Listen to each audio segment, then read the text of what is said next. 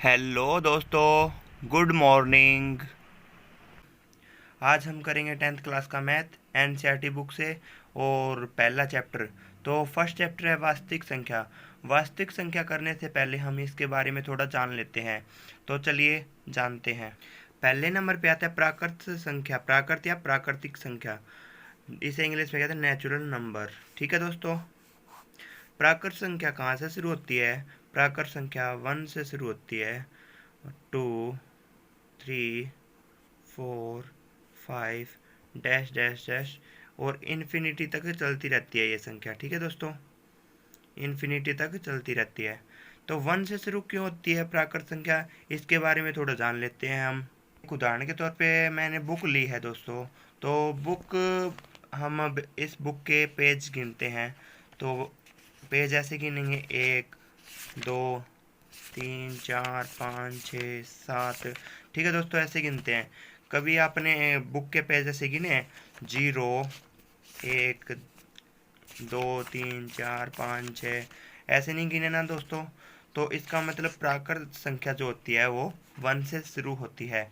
ठीक है दोस्तों, पता चल गया प्राकृत संख्या 1 से क्यों शुरू होती है। ठीक है दोस्तों, दूसरे नंबर पे आती है पूर्ण संख्या। पूर्ण संख्या को होल नंबर कहते हैं इंग्लिश में। ठीक है दोस्तों, तो अगर हम प्राकृत संख्या में 1 और 0 और ऐड कर दें तो वह पूर्ण संख्या बन जाती है।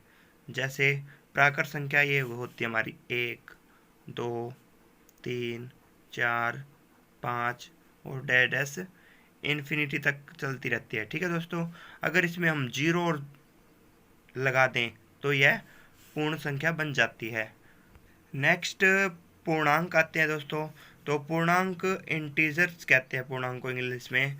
तो पूर्णांक प्लस में भी चलते हैं और माइनस में भी चलते हैं। पूर्णांक प्लस में भी चलते हैं और माइनस में भी चलते हैं। जैसे 0, 1, 2, 3, 4 और डैश चलते रहते हैं ये भी। ठीक है, इसके बाद -1, -2, -3 और -4 और डैश चलते रहते हैं।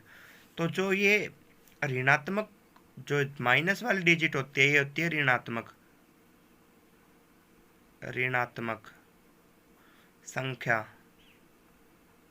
ठीक है, और जो ये इस साइड वाली होती है इसे कहते हैं धनात्मक संख्या। ठीक है दोस्तों, ये पूर्णांक होते हैं दोस्तों।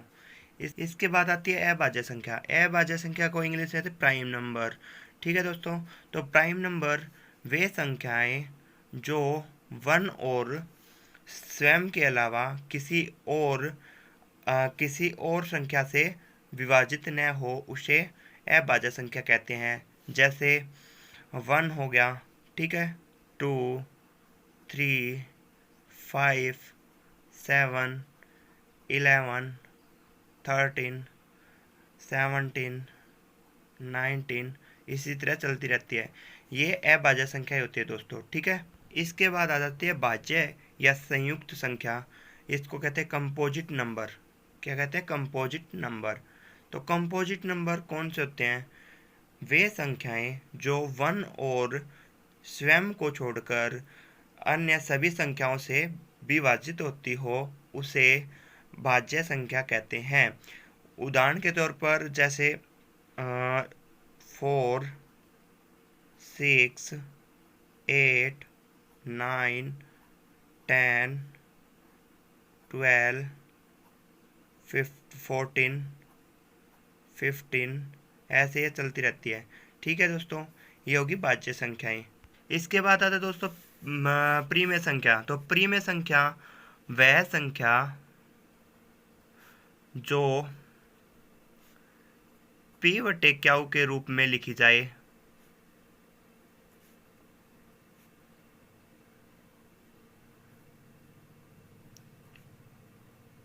जाती है तथा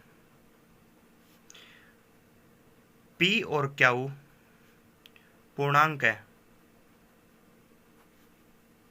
p और q पूर्णांक क्यों है? इसमें पी और क्या पूर्णांक क्यों है इसके बारे में जान लेते हैं। क्योंकि पूर्णांक जो संख्या है ये पूर्णांक है, ये वाले पूर्णांक है प्रीमेय संख्या में, ठीक है, पूर्णांक है, ठीक है दोस्तों। इसके बाद एक और बात आती है, क्या वो इक्वल नहीं होना चाहिए जीरो के। इसका मतलब क्या है कि ऐसा ना होना चाहिए, 2y जीरो ना होना चाहिए। ये क्या हो जाती है, ये अपरिभाषित हो जाती है ये संख्या। कौन सी, अपरिभाषित हो जाती है, इसलिए ये प्रीमय संख्या नहीं होती, ठीक है। यहाँ पे पी और क्यू पूर्णांक क्यों, इसके बारे में समझा देता हूँ दोस्तों थोड़ा है। पूर्णांक रेखा संख्या होती है, ठीक है, रेखा संख्या 0, 1, 2, ये पूर्णांक क्यों होते हैं। अगर हम इसके नीचे 1 डिवाइड कर दे 0 को 1 से, तो क्या होगा, 0 को 1 से डिवाइड करेंगे तो 0 ही आएगा। इसी तरह 1 को 1 से करेंगे तो 1 ही आएगा। इसी तरह 1 को 2 से करेंगे तो 2 आएगा। इसी तरह 3 को 1 से करेंगे तो 3 आएगा। तो ये क्या हो जाती है, प्रीमेय संख्या बन जाती है। पी वाई क्या की फॉर्म में हो गया, ये प्रीमेय संख्या होती है। इसी तरह माइनस में भी अगर हम 1 से डिवाइड कर दे तो 1 ही आएगा, 2 से करेंगे -2 ही आएगा, 1 से करेंगे -3 आएगा, ठीक है दोस्तों। इसीलिए इसने पी और क्यू पूर्णांक कहा है। नेक्स्ट आ जाते हैं दोस्तों अप्रीमेय संख्या। अप्रीमेय संख्या कौन सी होती है, तो जो वह संख्या जो पी वाई क्यू के रूप में न लिखी जाए, न लिखी जाए।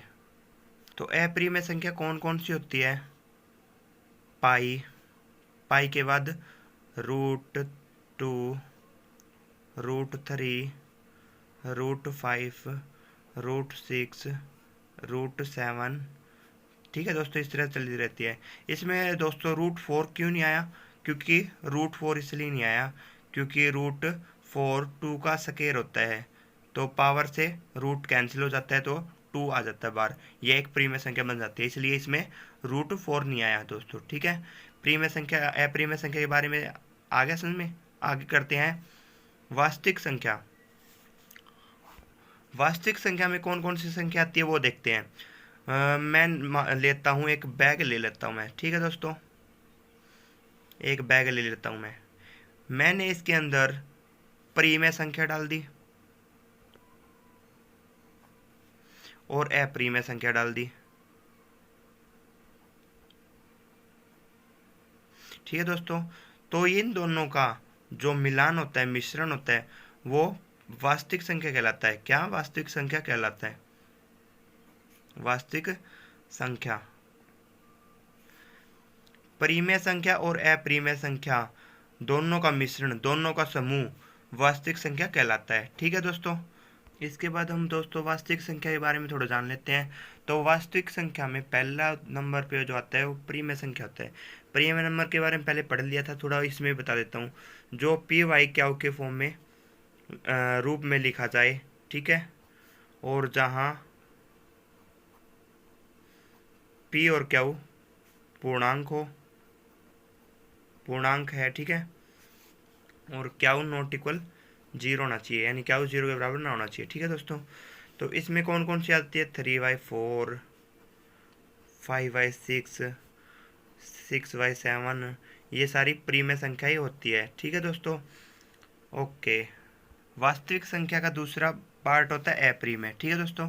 अप्रीमेय संख्या को कौन सी आती है, वह संख्या जो पी क्यू के रूप में नहीं लिखी जा सकती, ठीक है दोस्तों। और इसमें कौन कौन सी संख्या आती है, पाई, √2, √3, √5, √6, √7, √8 और √10, इसके बाद √11, इस तरह से ये चलती रहती है। ये सारी अप्रीमेय संख्याएं हैं, ठीक है दोस्तों। इसके नेक्स्ट पे आता है प्रीमेय संख्या का दूसरा पार्ट होता है शांत दशमलव, ठीक है, टर्मिनेटिंग। तो टर्मिनेटिंग में क्या होता है वो हम बताते हैं, आज पढ़ते हैं थोड़ा। कुछ परिमित चरणों के बाद दशमलव प्रसार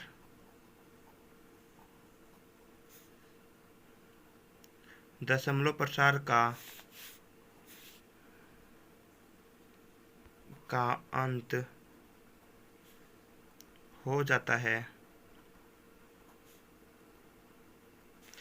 शांत, तो वह संख्या शांत दशमलव कहलाती है।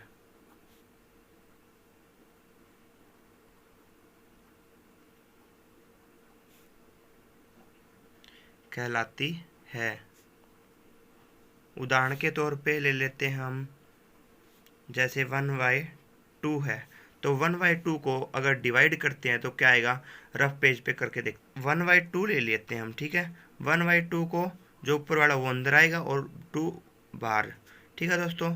तो इसको डिवाइड करेंगे, 2 0 जा 0, तो 1 का 1 आ गया, पॉइंट लगा के 0 उतार ली, ठीक है। यहाँ पे 0 आ गई।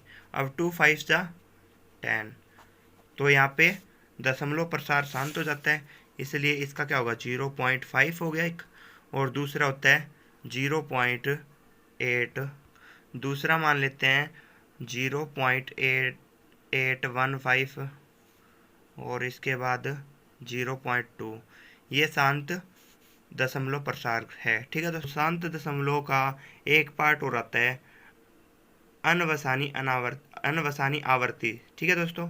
इसमें क्या होता है, इसके बारे में जान लेते हैं दोस्तों। भाग की प्रक्रिया में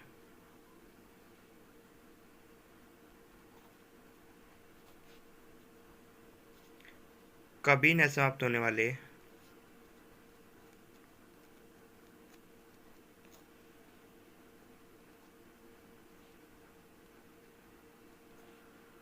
तथा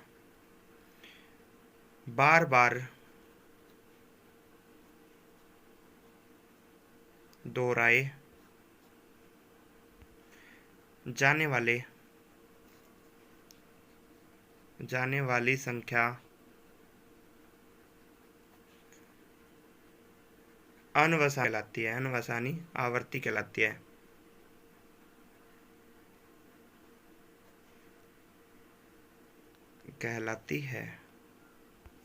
भाग की प्रक्रिया में कभी न समाप्त होने वाले तथा बार बार दोहराई जाने वाली संख्या अनवसानी आवर्ती कहलाती है, ठीक है दोस्तों। इसके उदाहरण ले लेते हैं हम, जैसे इसका उदाहरण हो जाता है 0.77, इसके ऊपर भार। तो क्या होता है दोस्तों, भार का मतलब हम रफ पेज पे समझते हैं। तो 0.77 भार, इसका मतलब होता है कि 0.777777 बार बार रिपीट हो रहा है, ठीक है दोस्तों। ये रुकता नहीं है, बार बार रिपीट होता रहता है, इसका भार का मतलब यही होता है, ठीक है। इसके बाद अपरिमेय संख्या के एक पार्ट होता है अनवसानी अनावर्ती, तो इसके बारे में हम जान लेते हैं थोड़ा। हाँ जी दोस्तों, भाग की प्रक्रिया में कभी ना समाप्त होने वाली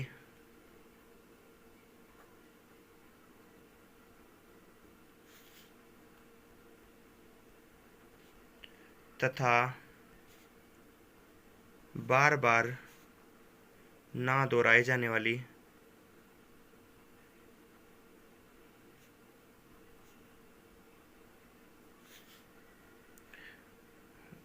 संख्या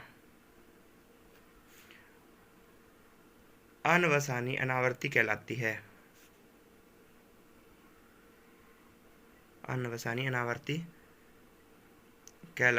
है। उदाहरण के तौर पे ले लेते हैं दोस्तों,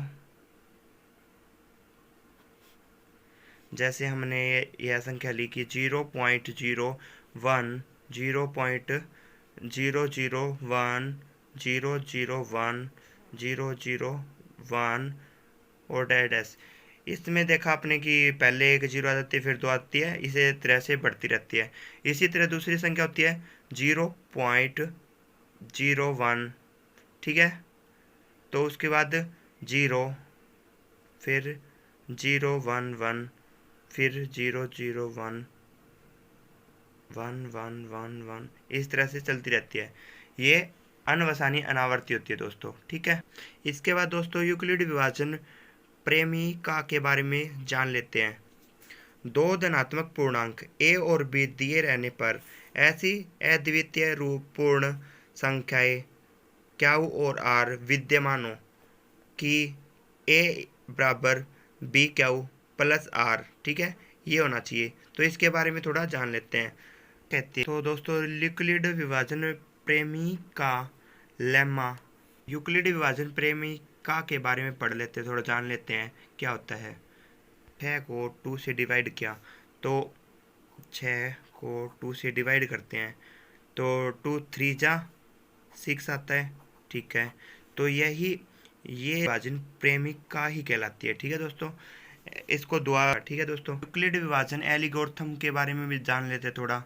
जैसे मैंने 21 को भाग दिया 5 से, ठीक है। तो 21 को भाग दे देते हैं 5 से, किस पे जाएगा, 4 पे, 5 चौक 20, बचा क्या, शेष फल 1 बच गया। तो इसे कैसे लिखा जाएगा उससे देखते हैं। अब इसे लिखेंगे, 21 को कैसे लिखें, 5 गुणा में 4 प्लस 1, ठीक है। इसी प्रकार से मैं ले लेता हूँ, a को भाग किया b से और जो भागफल है वो आएगा क्यू और जो शेषफल है वो आएगा r। तो इससे कैसे लिख सकते हैं, a को लिख सकते हैं आप b multiply Q plus r, ठीक है दोस्तों। और जहाँ और जो के बराबर हो या r जो है वो या तो 0 हो या 0 से बड़ा हो, ठीक है। और दूसरी बात यह है, जो b है, b या तो b r जो b से छोटा होना चाहिए, ठीक है दोस्तों। इसमें ये बात कही है इसने। जो ये चीज़ निकल के है हमारे सामने, ये ही यूक्लिड विभाजन एल्गोरिथम कहलाता है, ठीक है दोस्तों। तो अब आगे हम फर्स्ट एग्जाम्पल करेंगे, ठीक है दोस्तों, अगली वीडियो में।